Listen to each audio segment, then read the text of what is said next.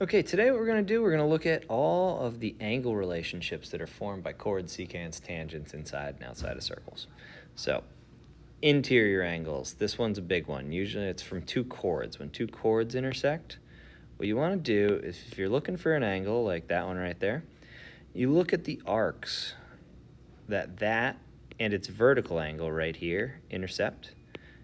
Add those two arcs together, so arc ABC plus arc DFG, and divide it by 2. Take 1/2 of the sum of those two arcs.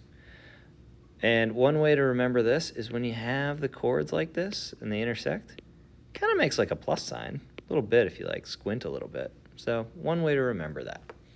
All right, for exterior angles, angles outside the triangle, like angle 1, angle 2, angle 3, it's the same general idea, except you're going to subtract the arcs. So you're going to subtract the big arc minus the small arc and divide it by 2.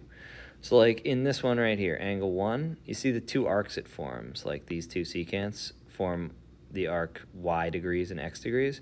Do x minus y, divide it by 2, you'll get 1. Angle 1 right there.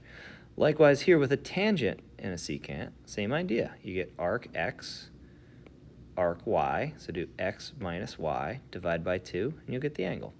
And here with two tangents, same idea. You do the big arc x minus the little arc y, and divide it by 2 to get the angle there. Okay, sometimes we have a chord like AC meeting a tangent here, like ZC. So for that one, the angle that's formed between the chord and the tangent is equal to 1/2 the arc that's created with this. So like 1/2 of arc ABC right here. So if that arc is, say, 120 degrees, then angle x here is 60.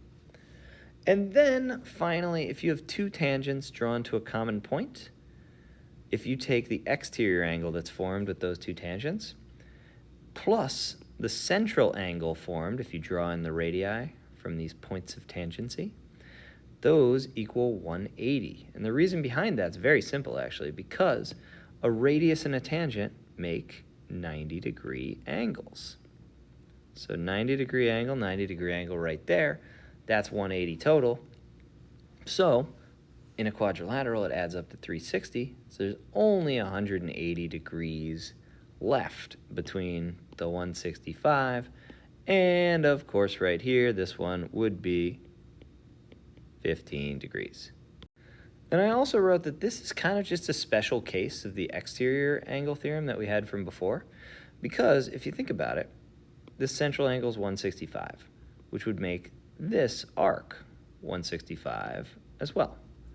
So 165 for that arc. That would mean, subtract from 360, this major arc right here is 195. So what you would do 195 minus 165, divide that by 2. Well, that's 30 divided by 2, and guess what? We get 15 degrees in a different way.